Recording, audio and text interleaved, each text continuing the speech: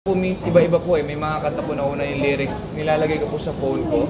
And then in the future preference, ginagamit ko po siya pag gusto ko nang buuin yung song mismo. So, nasa phone ko po lahat ng mga maliliit na chorus, gano'n. Yun po yung style ko na pagsusulat. Now, who writes the music? Yung lyrics po ba? Yung melody? Melody ako po mismo. Kasama po siya sa pagsusulat ko po. Kasama na po yung melody. Tapos, may pinoproduce ko po siya with my musical producer. May iba't ibang musical producer po ako for Areglo. Kinakanta mo sa tape yung buong song. Tinitape mo yung song na kinakanta mo. Yes. That's how you do it. Yeah. Ako tinatanong kung do you know how to annotate them into a music sheet or music score? Ay, hindi po. Yung technicalities po, hindi po ako yun. Hindi na po ako yun. So, kinakanta mo sa tape, tinitape mo yung sarili mo? Yes po. Yes. Okay. Which is okay, kasi madami naman ganun eh. Sila Valeria yata, hindi naman marunong pagsulat ng music. Okay. Yes po, nagigitara po ako. Yun po yung parang instrument po na ginagamit talaga. Parang parang sinala ka po yung acting. Ito na to yun. Ito na to yun.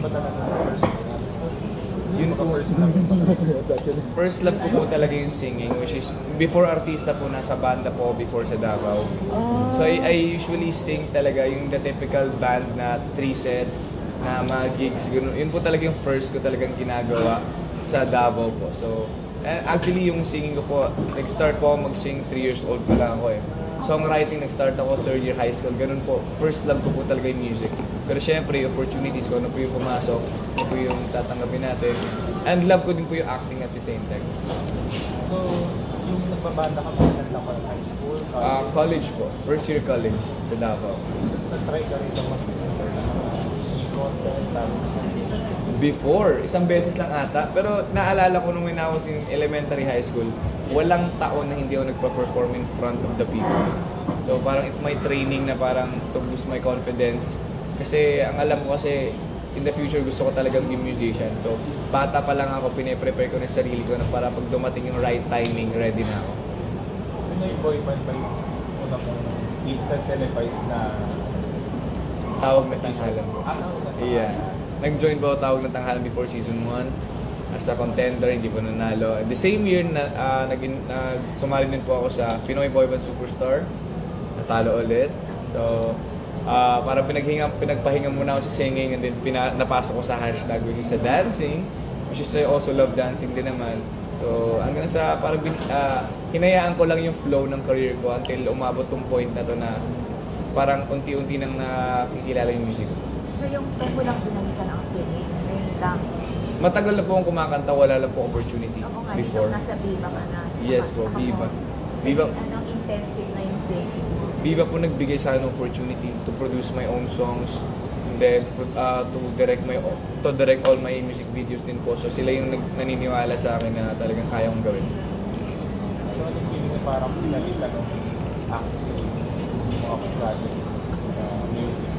Binalik ko sa music. Parang binalik ko sa music. Happy ako, I mean, kasi ito talaga yung parang feeling ko, hindi ako pagod pag ginagawa ko. Parang walang pagod, kahit na mag-ilang kanta ako for the whole night, okay lang sa akin kasi happy ako sa ginagawa ko. At saka, happy din ako kasi yung mga projects ko before, like Boy Bastos, 5-in-1, tsaka yung sa Ang Lalaki sa Likod ng Profile.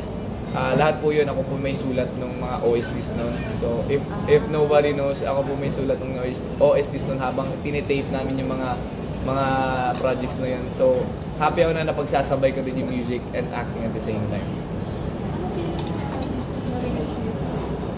Well, first time po actually.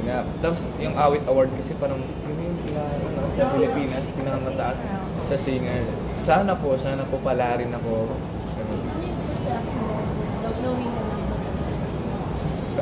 Sobrang happy ako. I mean, if ever nagkaroon ako ng award sa Awit Award, yun yung mismo Awit Award is Awit Award. So, yun yung parang pinakasagad dito sa Pilipinas when it comes to music. Para saan category? Anong category saan? Sa Best Male Performance. Performing artist. Best Male Recording. Anong kanta? Langga po. with Zainab, yung music video with Zainab. Langga. Langga. Ano yung sabihin lang? Palangga. Palangga. Ah, Love, my love. Something like that. My love. Ayaw mo na mag-artista. Gusto ko po until now po, meron pa, pwede na po mapagsabay eh. Hindi naman siya Bakit malabo. naman hindi, di ba? Ba? Bakit naman hindi? Bakit naman hindi? Both, love ko naman po both. Hindi naman siya nag-aagawan talaga ng time. For now, kasi yung music ko hindi pa gaanong nagbo-boom talaga. Pero sabi mo babawasan mo na yung pagpapasexy dito. Hindi na po. Hindi na talaga. Yes po. Ano po to? Galing po to mismo from Boss Vic din na hindi na. Stop na po sa pagpapasexy na. Stop, di ba na? Yes po. Yun po. Si Grabe Boss ka Vic. na, ma'am. Hindi wala na sequel ang Boy Bastos. Ayun lang po. Ang usapan namin kung gagawa ako ng isang sexy lang, yun lang po talaga gagawin ko. Sequel ng Boy Bastos. Yun lang po yung gagawin. Kasi Bakit yun lang?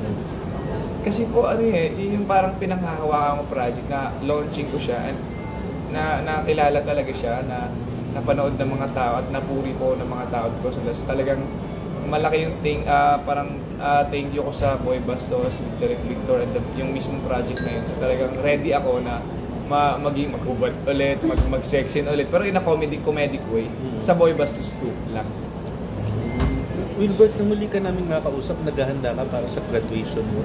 Kamusta? Yes po. Natuloy na? Yes po. Kailan nangyari? August ata. This year. Umuwi ka ng Yes po, sa Davao. anong course? Marketing Management Management College. po. College po. Graduated ng college. Yes po. Ang dami niya ginagawa.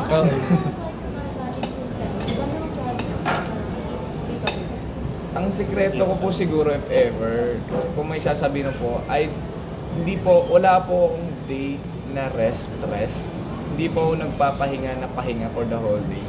Like, kailangan pong, parang everyday may ginagawa po talaga ako. Like, kunwari, kahit may sakit po ako, I try to write songs, write scripts, or mag-isip ng creative ideas, sing, and yung investment din po ay invest in voice classes, dance classes.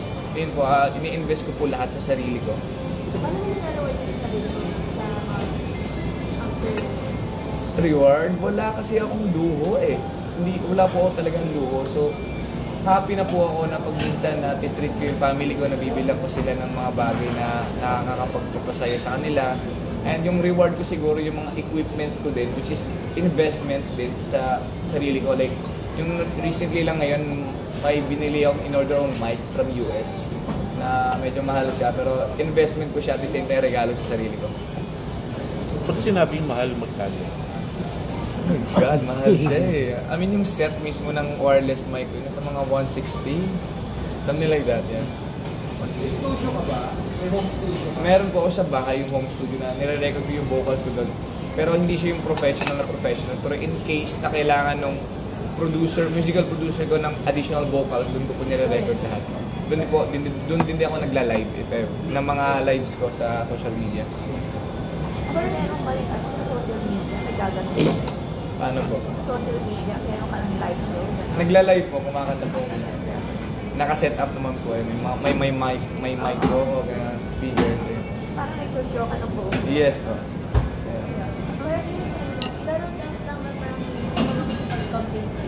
Yeah. Kahapon, kinampin ko po si Kid sa Salawag, Cavite.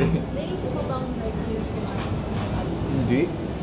Hindi siya para sa akin. Ang gusto ko lang tumanda ako, maging director ako, maging actor pa din ako, maging singer. Sa entertainment pa din. Yun yung gusto ko, tumanda ako dito. Or, siyempre, the higher dream, Hollywood, kung may opportunity, why not? Pero, sa entertainment talaga, yung buhay ko. Yeah, I'm sure pag nag-politics ka, medyo laid back na, medyo maloko po ako sa social media eh. Ibig sabihin, titigil ko lahat yun for formality, something like that. Ayun ba? Wilbert, bago mo ito narating kinukwento mo, marami kang pinagdaan ng kahirapan, nakitira ka. Yeah. Pero yung iba ayaw maniwala, sumpa kang mayaman, di ba? Hindi po. Feel ko, nag-mature lang ako ng magandang maturity. Pero yun po, nakitira po ako sa pinsan ko sa Novaliches, sa squatters area lang din. And then, baon ko before allowance ko, 1,500 a week. Lahat na po yun, 3 meals a day, pamasahe, lahat. Yun po yung start po ako na ganun. Kanino galing yung allowance? Sa mama ko po, sa parents ko kasi medyo gipit din kami nung time na yun. Kaya yun lang din ang bibigay nila. So, ako sanay naman po ako sa hindi naman po maarte, so wala pong problema. So paano mo napagkasa yung 1.5 a week? Kaya naman po eh. Para sa akin nung time na yon, pagdating sa pagkain, yung mga karinderya, and then talaga pag masipag ka lang mag-commute, mahal lang naman pag nag-taxi ka, pero pag marunong ka mag-commute, alam mo saan ka pupunta, alam mo mababudget mo yung pera mo na maayos. So ngayon maganda na yung kita mo, mas... Taxi ka na. Hindi. Nag-grab na po ako. Mas marunong ka ng... Yung malaki na yung pagpapahalaga mo sa pera. Sobra po. As in, sobra yung pagpapahalaga ko sa pera. Kasi alam ko, yung feeling na wala. So, bawat pera po na pinagkakakitaan ko, sensitive po ako. Like, mga utang with my friends, kahit sabihin mo ng utang sa akin ng 1,000, 2,000, pero pag hindi niya binayaran niya, wala. Or friends over.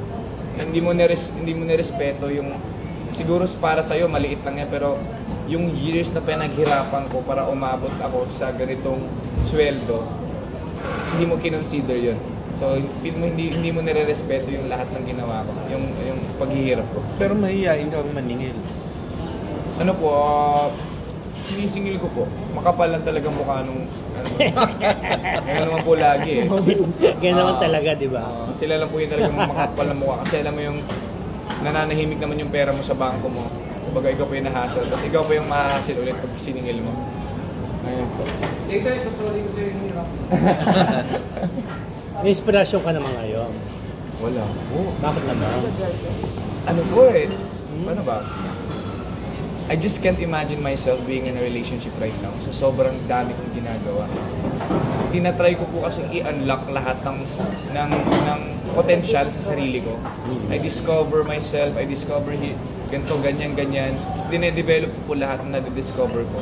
Kasi nga po, sabi ko nga po sa sarili ko, hindi ako magaling enough, but alam ko masipag enough po ako. Ayun po. Robert, di ba nag-acting? Hindi ka ba nagkaroon ng something? Hindi ka ba nag sa mga co-actresses mo? Hindi ka ba Ano naging jowa mo raw si ano? Sino po nga? Sino nga ba yan? Sino yan, Jude? Crush, wala po so far eh. I mean, kasi professional ako eh. Parang hindi po siya para sa akin. Or baka wala lang din something, wala din sigurong babae pa na, kasi syempre pag talagang gustong-gusto mo, hindi mo naman pipigilan yun if ever. Pero sa ating naka-co-host mo, naka-co-star mo na sa From Viva Max, sino ang tingin mo will be the closer? Si Rose. Kasi nakailang kami. Nakatatlong project kasi kami. Madami po yung project, Stalkers, Boy Bastos, Kaibigan. So medyo madami. Singer din yan, baka dapat you should do a ballad. Oy, pwede. Oo nga pala, gusto mo makakollab, meron ka bang gusto?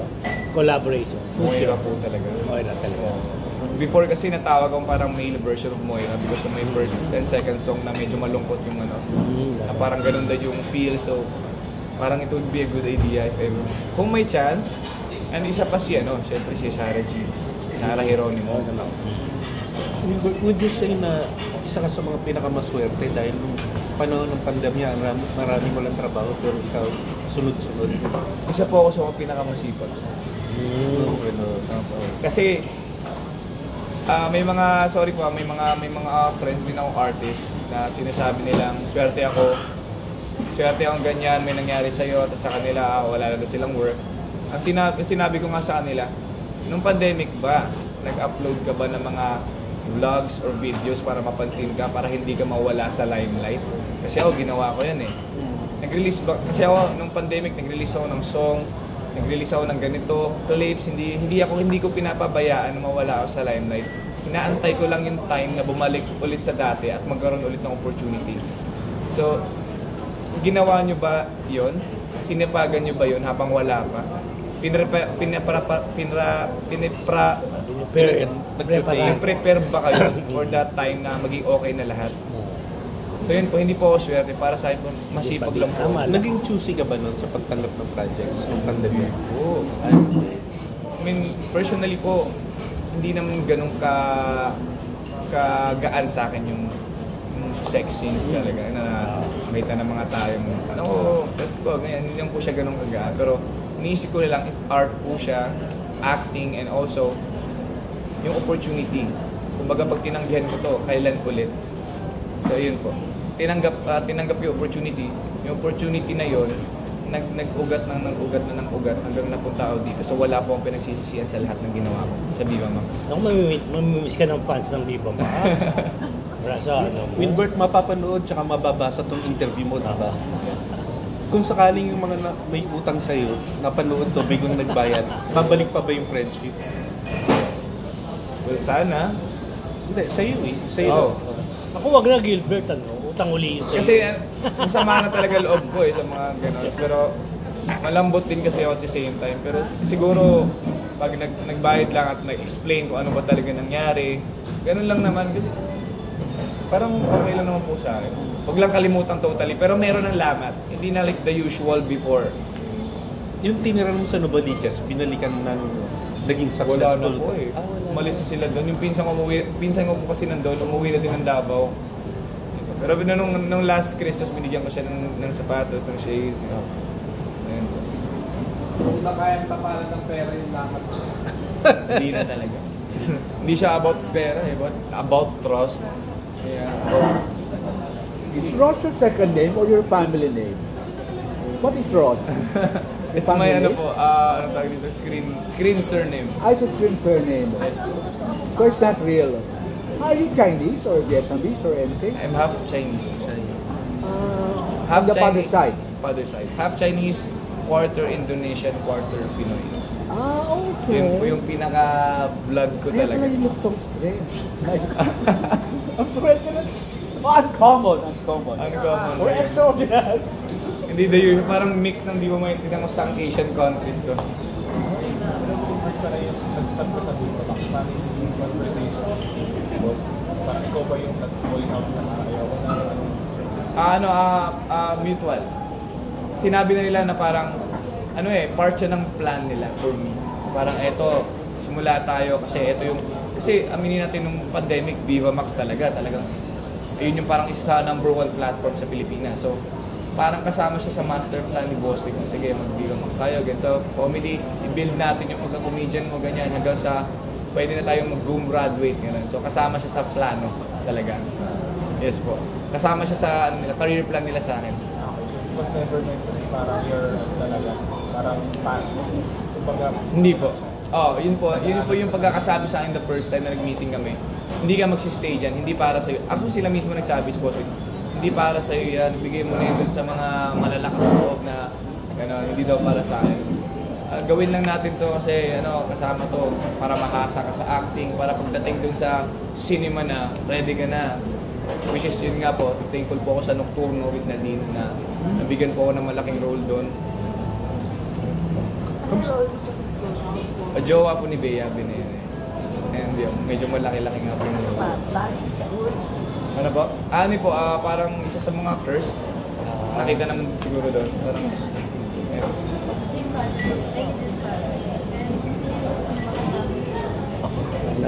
dalawang project meron.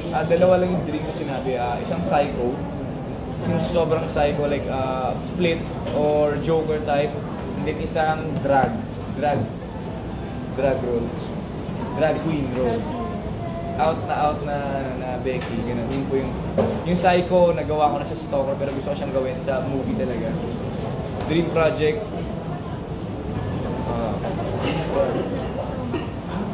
Kasi nakasama ko na si Nadine. Sobrang tuwan-tawa na din ako sa fact na nakasama ko siya sa project. Siguro si alam mo yung parang mga yung musical with Sarah G. Yung parang movie na may musical na kanta-kanta. Yun po siguro. Miss Grand, parang ganun po. Kung may chance. ako ito pala sa Lampara. Yeah, Lampara EP. Supposedly dapat na-release. Yung plano ko dapat na October kasi about po siya sa mental health issues. Yung mismong music video na tinatakil yung mga hindi masyadong tinatakil ng mga bagay, which is yung mental health, depression, yun po. Kaya po Lampara kasi sa madilim na gabi, lagi may lampara. Lagi tayo may lampara sa buhay natin na nagbibigay liwanag. Sino yung lampara ko ngayon? my guys, sobrang independent ko na po. Kaya ko sabihin na lang para ko yung sarili ko.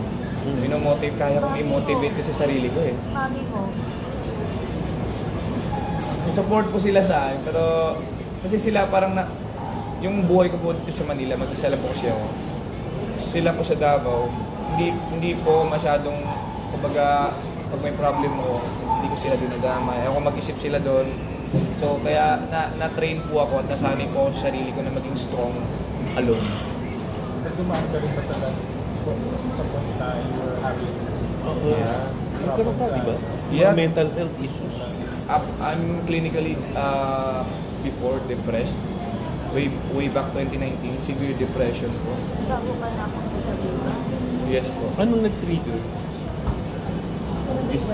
Disappointments na about sa parang alam ko meron ako eh. Ba't wala? I mean, tapos may konting ano na din na parang ba't sila ganito? I mean, aminin natin sa group naman talaga, hindi ba, ba't ako wala? Ba't di nila ma-appreciate? Ganun. And then, kasama pa yung about sa family ko. Kasi, I have my Chinese father, hindi kasi, iba siya. So, Hindi kayo magkasama? Hindi ko siya na-meet before. May Nag-meet na stepfather kayo? lang po ako. Hindi pa po. Anong biological father mo? Yeah. Pero alam niya kaya na, Patay na po eh. ano mata? Kailan siya 2020. Pandemic po. Yeah. nakadagdag sa depression?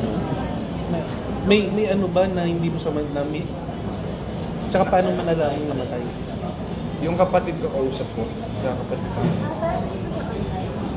Nakita ko lang picture. Pictures lang. And Andito sa Pilipinas. nasa Davao lang. So, ang liit lang, hindi kayo... Late lang, hindi talaga yun. Kaya wala po. May guilt ba pag gano'n sa'yo? Kinausap po ako ng isang ano yung tito ko. Nakakatawa. Nakakatawa tong story ito. Oh my God. May event po ako sa Kidapawan last time. Tapos, KMCC Mall. Tapos, na-meet ko yung may-ari. Andun, si Sir, tapos, nung na-meet ko siya, umalis na siya, tinawagan ako ng mama mo. Uy, alam mo yung may-ari ng mall na to? So, sabi niya ganyan. Pinsan niya ng dati ng tatay mo. Oh my God. Tapos tinawagan ko agad yun si Sir, nakalimutan ko. Tapos bumalik ka, parang nag-call kami. Ay talaga. Hindi niya alam. Hindi niya po alam. Nakaalis siya. So nung nangyari po, nag-dinner kami sa bahay niya sa Davao. Alam mo ba, yung tatay mo, high school pa kami, ganito kami ka-close yan. Kaya nga, you just call me tita, ganun na siya. So para siya yung pinaka-connect ko actually. So, sa dad ko. Sabi niya nga, mabait niya, okay lang niya. For sure, happy siya na nagkita tayo. Pero namatay na nun ng tatay mo? Last month na po, nangyari to. Oo. Yung dito ko po. Anong month namatay ang tatay? 2020? 2020 po. Year 2020. Paano ka napunta sa Viva? Get of your depression? Ano po, nung pandemic po, inaabangan na po ako ng Viva daw ni Yael. Yael po, Daniel. Siya po yung handler ko, na siya yung naglakad sa Viva. And nabalitaan kasi na nawala na po yung Asian Artist Agency ni Tito Boy. And na-release po ako and inabsorb po ako ng Viva. Na freelance ako nung time na yun.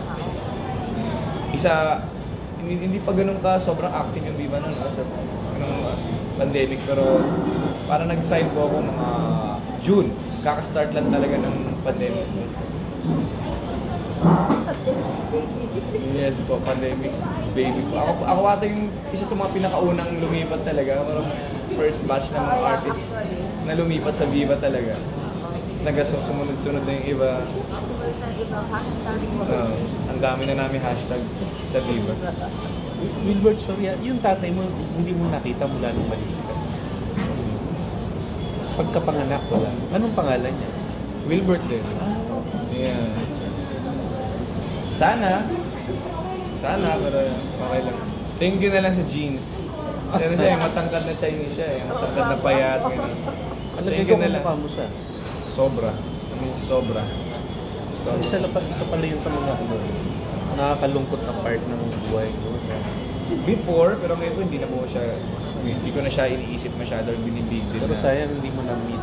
Sana. Alam mo lang kung saan gagaling sana. Parang ganun yung thoughts. Wilbert, saan galing yung side na yung talent mo? Acting, music? Saan mo tingin galing?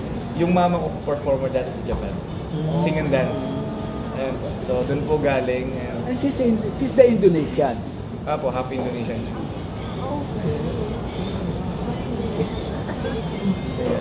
Makulay ang More buhay. Celtic pa. Sobrang sabi nga ng friends ko, yung buhay ko to para daw na parang novel na iba't ibang chapters. Oo. May kanya-kanyang pinagdaanan, gano'n. Like sa showbiz pa lang mismo, meron na din.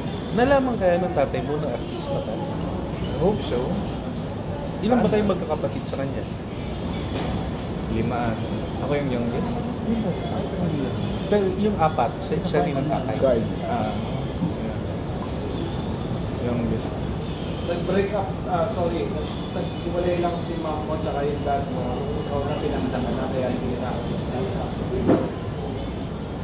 Parang ganun. Panalo ka ba? Bunso. Bunso. Kung so, ibig sabihin nagkaroon pa sila na... Bunso sa dad. Oo, bunso sa dad. Anyways. Wait, Thank you, kamagwapo ako. Oo. you don't have it in mind that kasalanan mo kaya nag-break up sila? Hindi po. Kasi ganun yung mga bata, kunwari, if I found out, ha? Hindi, nai-implant sa bata. Alam nila what happened during that time. Kasi kala lang natin hindi nila alam. Alam nila kung ano nangyayari sa buhay nila. At that time, they hear it, they feel it. So, may mga kaso na carry over pa sa childhood nila o sa infancy nila yung problema nila. Kasi they heard too much, ano. Okay na si Wilbur. So, Wilbert, ang buhay mo pala parang puzzle, ano? Unting-unting nabuo. Habang tumatagal. Oo. So, paano mo na-overcome yung depression? Sobrang ano po kasi ako sobrang passionate ako sa career ko at sa work ko, sa arts ko. Sa work. Kaya parang nagsimula akong maging okay nang medyo nakilala ko because of Will Z, yung love namin ni Zainab. Kumbaga, yung nag-start na parang okay na kilala, na-appreciate na nila unti-unti yung anong kaya kong gawin. Doon po nagsisimula na nagiging okay na po ako. Habang tumatagal, na-discover pa nila yung mga kaya kong gawin. Hanggang sa parang nagkaroon ako ng self-confidence. Wilbur, nung unang impression ko na parang actor ka lang, tumatak ka. Yes. Pero ngayon parang na-improve ko na parang consistent ka na more than singer. Hindi ka lang actor na singer. You're the singer-songwriter. So, saan po tingin mo, hanggang saan mo tingin mo gagawin sa pagiging singer-songwriter? Ay, constant po maglalabas ng song. Hindi po ako titigil talaga hanggat di nila nakikilala yung pangalan ko mismo sa music industry. Sa singer. Kaya may plano nga po next year, magkakaroon ng parang tour. Singer-songwriter din po ako, tour. Ayun. Para kasi yun naman talaga yung main thing ko before yung ibang ginagawa ko. Maybe soon. Kailangan ko muna maging confident muna na parang may mga hit songs muna before album talaga. Kasi nakaka-drain din talaga magsulat ng kanta Yung heart mo, yung utak mo, nilalapag mo talaga bawat letra sa kanta. Pero confident ka na kasi hindi mo forma songs mo. Tapos kalalasan yung mga iba, parang ginagawa lang collection ng mga nakumano lang. So, parang ito pa talaga may decision na gusto ko bago, puro gawa. 4 na bago pa. May 2 parang pero bago lang din siya. This year lang siya na-release isa din po yung sa mga reason. Gusto ko talagang na hindi ito basta-basta nagagawa na kung sino lang na magsulat basta-basta ng 4 songs in just 2 months. So, just to prove myself na I'm really a musician. Ayun po. So ngayon ba, kasi sabi mo parang may point na parang na-test mo ba't di ka na-appreciate. Parang ngayon ba, wala na yung feeling na gano'n? Wala na. Relax na po ako. Paano mo na-overcome? Alam ko lang po talaga na dadating din yung time. Confident ako enough kasi alam ko yung mismong hard work ko. Alam ko ginagawa ko lagi yung best ko. Kasi ganun kasi yun Kunwari, ba't di ako sumisikat? Tanong kung ginagawa mo ba to? Nakikisabay ka ba sa uso? Alam mo yun, nagpapapansin ka ba? Ako kasi feel ko, ginagawa ko lahat ng ways para magkaroon ng chance na magka-break ako. So kung hindi siya mag-work, patience na lang magagawa ko, mag-aantay na lang. So yun po. So yung alam kong mangyayari siya. Hindi ko alam kung ilang taon from now, pero alam kong mangyayari siya. At sa process na yon, always already, hahanda ko sarili ko na pag dumating yon, todo ko lahat. Hindi po hindi dumating. Boy, basta Ay, hindi po. Dadating po yan. Have you ever talked that way before? Parang kasi that things I read about you, parang some guys picked up on the street and you're down and all of those. So have you changed?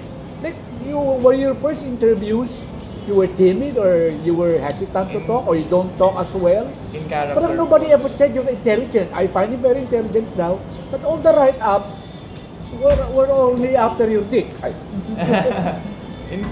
May Depende part sa po mga kasi, nagtatanong. may part po kasi na, Depende sa nagtatanong. depende sa nagtatanong. Oo. Dahil matatalino tanong mo, matalino yung sagot niya. may part po kasi sa akin na dahil mga press ko po comedy, so kailangan ko rin ipakita ng comedian, no? So ngayon po kasi medyo nasa songwriting, sing, no? So, hindi ko Kaya nga gusto ko na talaga eh. Kasi alam ko meron. Alright. Kasi nobody ever mentioned that you studied, that you're whatever. Parang pinag-usapan lang eh. May dami nga po nagsasabi na, may mga, si Derek Easy nga nagsabi, akala nyo daw talaga, mukha daw walang sense. Oo, wala kang sense. Kaya gusto nila, ipakita mo na lang yung sayo. Kasi wala ka naman sense eh. Ganun yung daw yung itsura kapag tinitignan or pag nakikita ko sa social media na Ang puro galing mo kalokohan. pala. Na-project mo yun, di ba? Because of the movie. Kaya ganun yung impression. Sabi ko, my God, sino itong pinapa-interview ng tao na ito? Yung determination niya na makatapos Batang ng hindi pag-aaral, sinasumikat-sikat. Ay, Diba Kuya Danny, yung determination niya na makatapos ng pag-aaral. oo. Yung nag-graduate siya, walang may alam. Kaya nga eh. Yung mga ganun po mga side quest. Pero hindi ka naman nagkaroon ng suicidal tendency. Meron po. Hindi ko siya kagaling na actor. Anong May, ginawa mo? may EP po ako dyan, may isang song po ako dyan titled Benting Ukit. Benteng Ukit. Yeah. Wait, Depression, ano po yun? Yun yung depression song ko. Yun yung nasulat ko nung time na nasa peak ako ng depression. Benting Ukit means 20 slash. Ukit. And Nag-slash ka. before. Dito. Ito. Kaya pinalagyan mo ng tattoo. Ito. May tattoo na yun. You survived it pa? Galing mo Ano ba? naman. Ginawa mo talaga? Like you, why? I'm alone. Wala po akong malapitan. Oh, how did you survive? Blade? Hindi na top. Blade?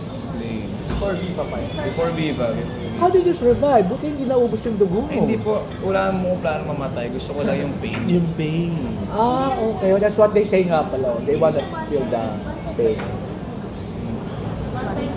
Kasi si Aisha rin yata na ganyan-ganyan. Aisha Tatlo Sigera. tayo. Si Paulo Abilino. Ah, Paulo Abilino. oo nga. Sobrang dark po nun talaga for me. Isipin niyo yung problems ng yung family, career, tapos mag-isa lang ako sa condo, wala akong kahit ano, ayoko ding disturbohin yung family ko at kahit sino sa hashtags.